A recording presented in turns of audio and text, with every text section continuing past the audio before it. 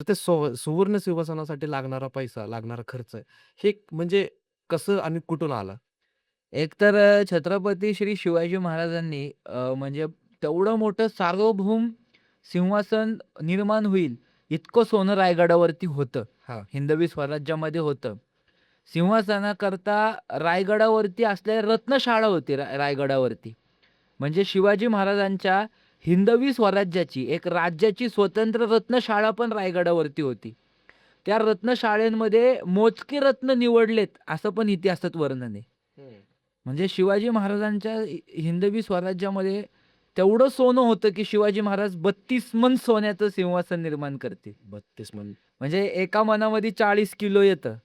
म्हणजे शिवाजी महाराजांचं जवळ-जवळ 1200 किलोचं सुवर्ण सिंहासन आहे. अगदी, असं अगदी. आपल्याला इतिहास सांगतो. तर तेवढं सोनं शिवाजी महाराज हे श्रीमंत होते, हे लक्षात हां, घ्या. अगदी. महाराज गरीब नव्हते. नाही, महाराज श्रीमंत होते नाही. आणि हां, म्हणजे इतर बादशहांच्या मानाने त्यांच्याकडे येणारा शेतसारा म्हणा किंवा ह्या गोष्टींमध्ये तफावत असेल.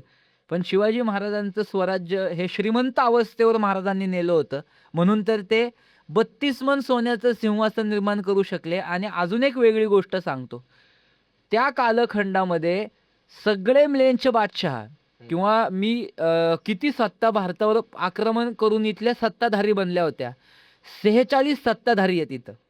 डच आहेत, फ्रेंच आहेत, पोर्तुगीज आहेत, हाबशी आहेत, मुसलमान आहेत, सिद्दी आहेत, इदाबशाही, कुतुबशाही, निजामशाही, बादशाही, आदिलशाही, वरचे मोगल अशा 47 छोट्या-मोठ्या इथं राज्य करतायत.